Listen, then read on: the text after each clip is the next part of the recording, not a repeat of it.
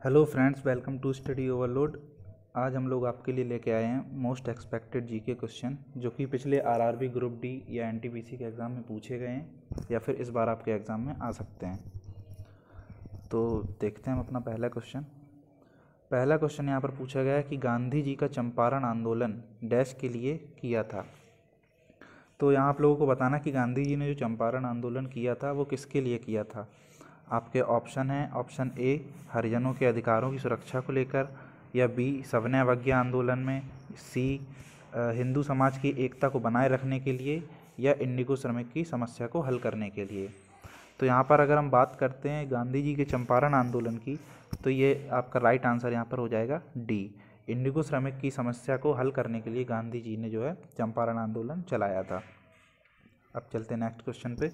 अगला क्वेश्चन है कि समुद्री पवनें डैश में चलती हैं और स्थलीय पवनें डैश में चलती हैं। तो आपको बताना है कि समुद्री पवनें वो है किस समय चलती हैं और स्थलीय पवनें कब चलती हैं। तो इसका राइट आंसर हो जाएगा आपका बी, समुद्री पवनें आपकी जो है दिन में चलती हैं और स्थलीय पवनें रात में चलती हैं। उसके बाद हम देखते हैं अपना नेक्स्ट क्वेश्चन। निम्नलिखित में से किसको मुख्य ग्रंथि कहा गया है। तो आपसे मेन ग्लैंड पूछा है। तो मेन ग्लैंड ये तो सबको मालूम होगा, पीयूष ग्रंथि, पिट्यूटरी ग्लैंड जिसको हम बोलते हैं, ये हमारे शरीर की सबसे मेन ग्लैंड होती है। ठीक है।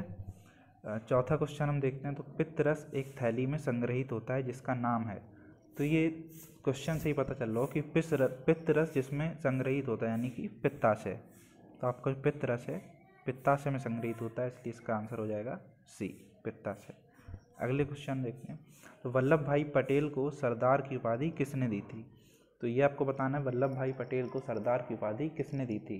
काफ़ी इंपॉर्टेंट क्वेश्चन है, 2-3 बार पूछा जा चुका है ये रेलवे और एसएससी में। तो इसका आपका जो है राइट आंसर हो जाएगा एम के गांधी, मोहनदास करमचंद गांधी जी जो थे उन्होंने वल्लभ भाई पटेल को सरदार की उपाधि दी थी। हम चलते हैं नेक्स्ट क्वेश्चन की तरफ। पॉलिटी से ही क्वेश्चन है कि भारत के राष्ट्रपति को महाभियोग द्वारा हटाने की प्रक्रिया निम्नलिखित में से किस अनुच्छेद में वर्णित है।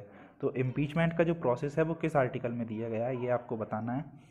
इसका राइट आंसर हो जाएगा अनुच्छेद नंबर 61। अनुच्छेद 61 में इम्पीचमेंट का प्रोसेस दिया गया है। अगर हम बात करते हैं कि राष्ट्रपति कौन से आर्टिकल में दिया गया है, राष्ट्रपति के लिए कौन सा आर्टिकल है, तो आपका आंसर हो जाएगा आर्टिकल 52। आर्टिकल 52 में ये बताया गया है कि भारत का एक राष्ट्रपति होगा। ठीक है। अब चलते हैं नेक्स्ट क्वेश्चन की तरफ। कौन भारत के राष्ट्रपति के खिलाफ महाभियोग की कार्रवाई कर सकता है। तो अभी बताया था इम्पीचमेंट का प्रोसेस आपका आर्टिकल 61 में दिया है, तो उसके तहत जो इम्पीचमेंट का प्रोसेस होगा वो कौन करता है। तो इसका आपका राइट आंसर हो जाएगा बी, कोई भी सदन, लोकसभा या राज्यसभा, कोई भी सदन इम्पीचमेंट के प्रोसेस को शुरू कर सकता है। नेक्स्ट क्वेश्चन देखते हैं। ये ज्योग्राफी से है। प्रायद्वीपीय भारत की सबसे लंबी नदी कौन सी है। तो प्रायद्वीपीय भारत की अगर हम सबसे लंबी नदी की बात करते हैं तो ये हमारी हो जाएगी गोदावरी। ठीक है, बी आपका राइट आंसर हो जाएगा।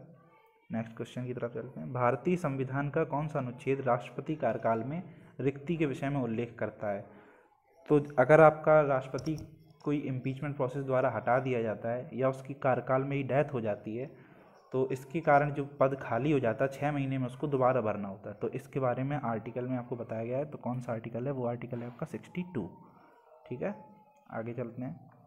नेक्स्ट क्वेश्चन हमारा है, किस कारण से वायु के बुलबुले तरल पदार्थ में उठते हैं। तो तरल पदार्थ में जो बुलबुले उठते हैं वो किसके कारण उठते हैं। तो इसका राइट आंसर आपका हो जाएगा बी, श्यानता और उत्प्लावन बल के कारण जो आपके बुलबुले हैं वायु से उठते हैं। नेक्स्ट क्वेश्चन है, भारत के पहले नोबेल पुरस्कार विजेता कौन है। तो भारत के पहले नोबेल पुरस्कार विजेता की अगर हम बात करें तो आपका राइट आंसर हो जाएगा ए, रविंद्रनाथ टैगोर। अगर वो पूछता है कि भारत का पहला नोबेल पुरस्कार पाने वाला वैज्ञानिक कौन था, अगर वैज्ञानिक पूछता है तब हमारा आंसर CV रमन हो जाएगा, लेकिन अगर नोबेल पुरस्कार पहला पूछा जाए तो रविंद्रनाथ टैगोर को मिला था। नेक्स्ट क्वेश्चन की हम बात करें तो टोडरमल, माल गलत हो गया वो, टोडरमल अकबर के शासनकाल में किस विभाग के मंत्री थे। तो टोडरमल आपको पता है अकबर के 9 रत्नों में से एक थे। तो ये जो है आपका वित्त विभाग संभालते थे, फाइनेंस मिनिस्टर हुआ करते थे ये अकबर के। अगला क्वेश्चन देखते हैं हम। पहले राजीव गांधी राष्ट्रीय सद्भावना दिवस पुरस्कार में किसे सम्मानित किया गया था। तो राजीव गांधी राष्ट्रीय सद्भावना जो पुरस्कार है ये आपको सबसे पहले जो मिला था मदर टेरेसा को दिया गया था। ठीक है, अब चलते हैं नेक्स्ट क्वेश्चन की तरफ। प्रिंटेड प्रेस का आविष्कार किसके द्वारा किया गया था? तो प्रिंटेड प्रेस की अगर हम बात करें तो इसका राइट आंसर आपका सी हो जाएगा। जोहानिस गुटेनबर्ग ने जो है प्रिंटेड प्रेस का आविष्कार किया था। नेक्स्ट क्वेश्चन देखते हैं। प्रसिद्ध पंचामृतम प्रसादम को भौगोलिक संकेत जीआई टैग अभी हाल ही में मिला है। पंचामृतम प्रसादम किस राज्य में संबंधित है? तो आपको बताना है कि जीआई टैग मिला है ये किस राज्य में है। तो इसका जो है राइट आंसर आपका हो जाएगा ऑप्शन सी, तमिलनाडु। तमिलनाडु राज्य में यह है पंचामृतम प्रसादम, जिसको जीआई टैग अभी अभी दिया गया है। बात करते हैं नेक्स्ट क्वेश्चन की। किसी औद्योगिक क्षेत्र में अम्लीय वर्षा किस गैस के कारण होती है? आप लोग पता है अम्लीय वर्षा जो होती है, तो पूछा गया कि आप किस गैस के कारण होती है। तो आप लोगों को मालूम होगा कि अम्लीय वर्षा जो होती है सल्फर डाइऑक्साइड के कारण अम्लीय वर्षा होती है। तो आपका राइट आंसर सी हो जाएगा। नेक्स्ट क्वेश्चन है, तुजुक ए बाबरी या बाबरनामा का अनुवाद फारसी भाषा में किसने किया था? तो आपको पता है बाबरनामा या तुजुक ए बाबरी जो है ये तुर्क भाषा में लिखी गई थी, तो बाद में इसका अनुवाद फारसी में किया था। ये आपका अनुवाद जो किया था अब्दुल रहीम खान यानी कि रहीम ने किया था। तो ये सी आपका राइट आंसर हो जाएगा। अगला क्वेश्चन हम देखते हैं, केसर का उत्पादन करने वाला एकमात्र भारतीय राज्य। तो आपको पता होगा केसर का एकमात्र उत्पादन जो है हमारा जम्मू कश्मीर में होता है। सी आपका राइट आंसर हो जाएगा। अगले क्वेश्चन की हम बात करते हैं, तो ठोस को गैस में बदलने की क्रिया को क्या कहते हैं? तो ठोस से गैस में बदलने की प्रक्रिया को हम कहते हैं ऊर्ध्वपातन। अगर हम बात करते हैं कि वाष्प की जल में बदलने की प्रक्रिया को क्या कहते हैं, तब आंसर हमारा असंघनन हो जाएगा। ठीक है, तो यहाँ पर सी आपका राइट आंसर होगा। चलते हैं नेक्स्ट क्वेश्चन की तरफ। जनता के लिए रोबोट डायनासोर पर भारत की पहली प्रदर्शनी निम्न में से किस शहर में खोली गई है? तो ये इसका आपका राइट आंसर हो जाएगा कपूरथला। कपूरथला में जो है रोबोट डायनासोर पर एक प्रदर्शनी ओपन की गई थी। ठीक है, आगे चलते हैं। नेक्स्ट क्वेश्चन हमारा है कि निम्नलिखित में से कौन से 5 ग्रह नग्न आंखों से देखे जा सकते हैं? तो अगर आपको पता होगा कि ग्रहों का अगर हम क्रम देखते हैं तो सबसे शुरू होता है बुध, शुक्र, उसके बाद पृथ्वी, फिर मंगल, बृहस्पति, शनि।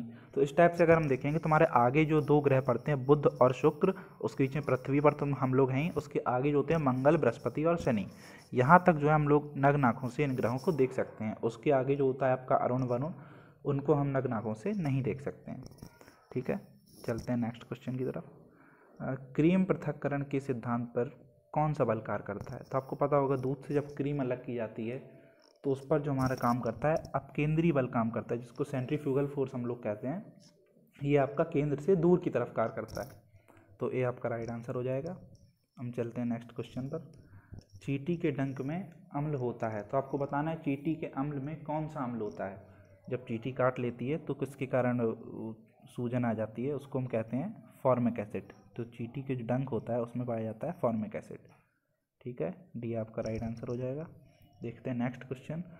गुरु शिखर पर्वत चोटी कौन से राज्य में स्थित है? तो आपसे पूछा है गुरु शिखर जो चोटी है ये किस राज्य में पड़ती है? तो ये आपकी पड़ती है राजस्थान में। ए आपका राइट आंसर हो जाएगा। हम चलते हैं अपने लास्ट क्वेश्चन की तरफ। संसद में शून्यकाल का समय है, तो संसद में 0 आवर होता है, आपको पता होगा। तो इसका टाइम पूछा गया है, काफ़ी इंपॉर्टेंट क्वेश्चन है ये, पॉलिटी से काफ़ी बार आ चुका है रेलवे में। तो इसका जो है राइट आंसर हो जाएगा हमारा दोपहर 12 बजे से 1 बजे तक। तो दोपहर में 12 से 1 बजे तक आपका शून्यकाल होता है। ठीक है, ये थे हमारे आज के इम्पॉर्टेंट क्वेश्चन जो आपके एग्ज़ाम में आज तक पूछे गए हैं या फिर आगे आ सकते हैं। आप बाकी के क्वेश्चन आपको नेक्स्ट वीडियो में प्रोवाइड कर दिए जाएंगे। अगर आपको ये वीडियो पसंद आया हो तो लाइक करें और आपके जो और भी दोस्त तैयारी कर रहे हैं उनके साथ शेयर करें। Thank you.